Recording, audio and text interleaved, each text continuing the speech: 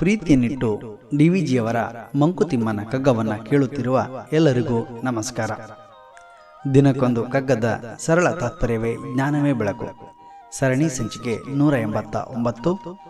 ನಾನು ನಿಮ್ಮೊಂದಿಗೆ ಕರುಣಾಕರ ಬಳಕೋರು.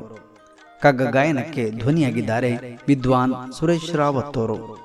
ಬಂಧುಗಳೇ, ಜ್ಞಾನವೇ ಬೆಳಕು ಕಗ್ಗ ಮಾಲಿಕೆಯನ್ನು ಸಬ್ಸ್ಕ್ರೈಬ್ ಆಗುವುದರ ಮೂಲಕ ನಮ್ಮನ್ನು ಪ್ರೋತ್ಸಾಹಿಸಿ. ಬನ್ನಿ, ಇಂದಿನ ಕಗ್ಗ ಮಾಲಿಕೆಯಲ್ಲಿ ಮಾನ್ಯ ಡಿವಿಜಿಯವರ ಕಗ್ಗವನ್ನು ಕೇಳಿ ಬರೋಣ.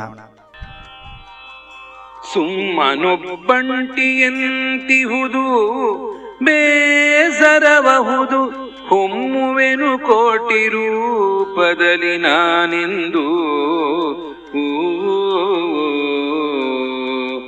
ಸುಮ್ಮನೆ ಒಬ್ಬಂಟಿಯಂತಿಹುದು ಬೇಸರಬಹುದು, ಹೊಮ್ಮುವೆನು ಕೋಟಿ ರೂಪದಲ್ಲಿ ನಾನೆಂದು. ಬೊಮ್ಮನೆಳಸಿದನಂತೆ ಆ ಎಳಸಿಕೆಯೇ ಮಾಯೆ, ನಮ್ಮಿರವು ಮಾಯೆಯಲಿ ಮಂಕುತಿಮ್ಮ. ಮಾಯೆ ಆ ಎಳಸಿಕೆಯೇ ನಂಬಿರವು ಮಾಯೆಯಲಿ ಮಂಕುತಿಮ್ಮ.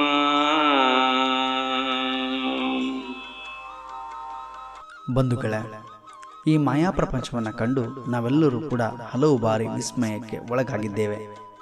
ಕಾರಣ ಇಲ್ಲಿರುವಂಥ ವೈವಿಧ್ಯಗಳು. ಈ ಜಗತ್ತಿನ ಸೃಷ್ಟಿಗೆ ಆ ಭಗವಂತನೇ ಕಾರಣ ಎಂದು ನಾವೆಲ್ಲರೂ ಕೂಡ ನಂಬಿದ್ದೇವೆ. ಸಹಸ್ರಾರು ವರ್ಷಗಳ ಹಿಂದೆಯೇ ಈ ಜಗತ್ತು ಸೃಷ್ಟಿಯಾಯಿತಂತೆ. ಅಂದು ಪರಮಾತ್ಮನು ಒಬ್ಬನೇ ಇರುವುದು ಹೇಗೆ ಎಂದು ಅನಿಸಿ ಬೇಸರವಾದಾಗ, ನಾನು ಕೂಡ ಕೋಟಿ ಕೋಟಿ ರೂಪದಲ್ಲಿ ಹೊರಹೊಮ್ಮುವೆನು ಎಂದು ಮಾಯಾರೂಪದ ಮೂಲಕ ಹೊರಹೊಮ್ಮಿದಾಗ ಮಾಯಾ ಜಗತ್ತನ್ನು ಸೃಷ್ಟಿ ಮಾಡಿದನಂತೆ. ನಾವೆಲ್ಲರೂ ಕೂಡ ಇರುವುದು ಈಗ ಆ ಮಾಯಾ ಪ್ರಪಂಚದಲ್ಲಿಯೇ ಎಂದು ಮಾನ್ಯ ಗುಂಡಪ್ಪನವರು ಈ ಕಗ್ಗದಲ್ಲಿ ಉಲ್ಲೇಖಿಸುತ್ತಾರೆ. ಈ ಜಗತ್ತಿನ ಸೃಷ್ಟಿಯ ಹಿಂದೆ ವಿಜ್ಞಾನದ ಶಕ್ತಿಯೂ ಕೂಡ ಇದೆ ಎನ್ನುವುದು ಸತ್ಯ. ಜನಸಾಮಾನ್ಯರಿಗೆ ಅದು ಅರ್ಥವಾಗಲಾರದು, ಕಲ್ಪನೆಗೂ ನಿಲುಕಲಾರದು. ಎಷ್ಟೋ ವರ್ಷಗಳ ಹಿಂದೆ ನಭೋಮಂಡಲದಲ್ಲಿ ಸ್ಫೋಟವಾಗುವ ಮೂಲಕ ಸಹಸ್ರಾರು ವರ್ಷಗಳ ಬಳಿಕ ಗ್ರಹಗಳಾಗಿ ಪರಿವರ್ತನೆಗೊಂಡು ಮಣ್ಣು, ನೀರು, ಗಾಳಿ, ಬೆಳಕು, ಆಹಾರ ಹೀಗೆ ಇತ್ಯಾದಿಗಳು ಕಾಣಿಸಿಕೊಂಡಿತಂತೆ. ಆ ಮೂಲಕ ಈ ಜಗತ್ತು ಸೃಷ್ಟಿಯಾಯಿತು ಎಂದು ವಿಜ್ಞಾನಿಗಳು ದಾಖಲಿಸುತ್ತಾರೆ. ಜನಸಾಮಾನ್ಯರ ಆಲೋಚನೆ, ಚಿಂತನೆಯ ಪ್ರಕಾರ ಈ ಜಗತ್ತನ್ನು ಪರಮಾತ್ಮನು ಸೃಷ್ಟಿ ಮಾಡಿದ್ದಾನೆ ಎನ್ನುವುದೇ ಪರಮ ಸತ್ಯವಾಗಿದೆ. ಭಗವಂತನು ತನಗೆ ಹೇಗೆ ಬೇಕೋ ಹಾಗೆ ಸೃಷ್ಟಿ ಮಾಡಿಕೊಂಡಿದ್ದಾನೆ. ಭೂಮಿ, ಆಕಾಶ, ಸೂರ್ಯ, ಬೆಟ್ಟ, ಗುಡ್ಡ, ಮರ, ಗಿಡ, ಕಲ್ಲು, ಮಣ್ಣು ಹೀಗೆ ಎಲ್ಲವೂ ಇದೆ. ಇವೆಲ್ಲವೂ ಕೂಡ ಭಗವಂತನ ಪ್ರತಿರೂಪಗಳೇ ಆಗಿದ್ದಾವೆ. ಪ್ರಕೃತಿಯೊಂದಿಗೆ ಬದುಕುವ ನಾವು ಪ್ರತಿಯೊಂದರಲ್ಲಿ ಕೂಡ ಭಗವಂತನನ್ನ ಕಾಣುತ್ತೇವೆ. ಆ ಮೂಲಕ ಆರಾಧಿಸುತ್ತೇವೆ. ಕಾಲ ಕಾಲಕ್ಕೆ ನಡೆಯುವ ಕ್ರಿಯೆಗಳನ್ನು ಗಮನಿಸಿದಾಗ ಇವೆಲ್ಲವನ್ನ ಒಂದು ಶಕ್ತಿಯು ತನ್ನ ನಿಯಂತ್ರಣದಲ್ಲಿ ಇಟ್ಟುಕೊಂಡಿದೆ ಎನ್ನುವುದೇ ಸತ್ಯ.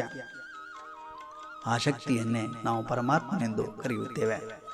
ಆ ಶಕ್ತಿಗೆ ನಾವು ಶರಣಾಗಲೇಬೇಕು. ಪ್ರಕೃತಿಯ ಮುಂದೆ ಮಾನವನ ಶಕ್ತಿಯು ಶೂನ್ಯವೇ ಸರಿ. ಬಂಧುಗಳೇ, ನಾಳೆ ಇನ್ನೊಂದು ಕಗ್ಗದೊಂದಿಗೆ ಬರುತ್ತೇವೆ. ಅಲ್ಲಿಯವರೆಗೆ ನಮಸ್ಕಾರ, ಶುಭ ದಿನ.